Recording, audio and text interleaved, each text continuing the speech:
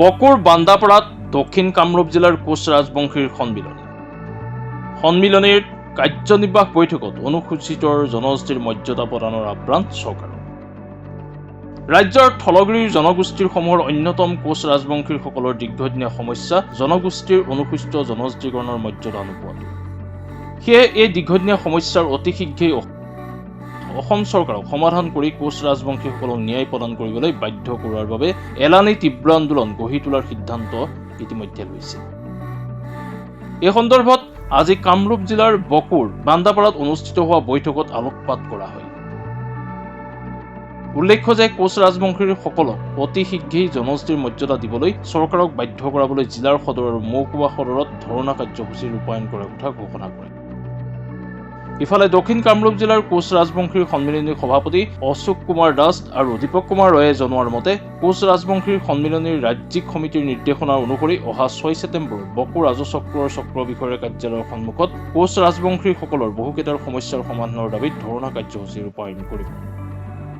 দক্ষিণ কামৰূপ কোচ ৰাজবংশী সন্মিলনীৰ এখন গুৰুত্বপূৰ্ণ কাৰ্যনিৰ্বাহী বৈঠক আমাৰ এই বন্দাপাৰাত অনুষ্ঠিত হৈছে। আমি এইবেলি এটা দীঘলীয়া আন্দোলনৰ কাৰ্যসূচী গ্ৰহণ কৰিছোঁ। অহা 6 ছেপ্টেম্বৰত আমি দুঘটীয়া ধৰ্ণা কাৰ্যসূচী ৰূপায়ণ কৰিম। আমাৰ এই কোচ ৰাজবংশী জনগোষ্ঠীক বৰ্তমান চৰকাৰে কৰি অহা প্ৰবঞ্চনাৰ সমুচিত প্ৰত্যুত্তৰ দিয়াৰ কাৰণে 2 ঘণ্টীয়া ধৰ্ণা কাৰ্যসূচী গোটেই অসমতে জিলা উপায়ুক্ত আৰু ৰাজচক্ৰ বিষয়াৰ সন্মুখত ধৰ্ণা দিয়া কাৰ্যসূচী আমি গ্ৰহণ কৰিছোঁ। তাৰোপৰি অহা 3 অক্টোবৰ তাৰিখে আমি এখন বৰ্ধিত কাৰ্যনিৰ্বাহী সভা অনুষ্ঠিত কৰিছোঁ আৰু সদৌ অসম কোচ ৰাজবংশী সন্মিলনীয়ে গোটেই অসমতে আমাৰ ইতিমধ্যে অক্টোবৰ মাহৰ পৰা চিলাৰায় সমন্বয় ৰথযাত্ৰা আৰম্ভ কৰিব।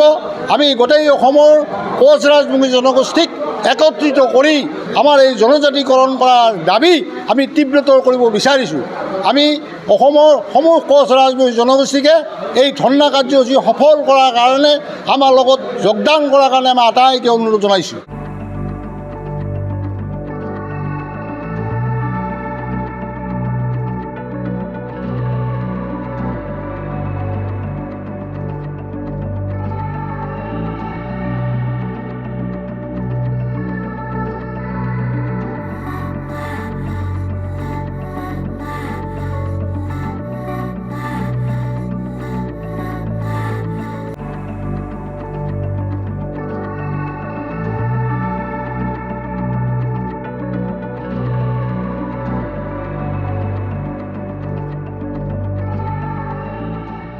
বকুৰ পৰা ধনমণি মেধিৰ ৰিপৰ্ট, মাই নিউজ এম।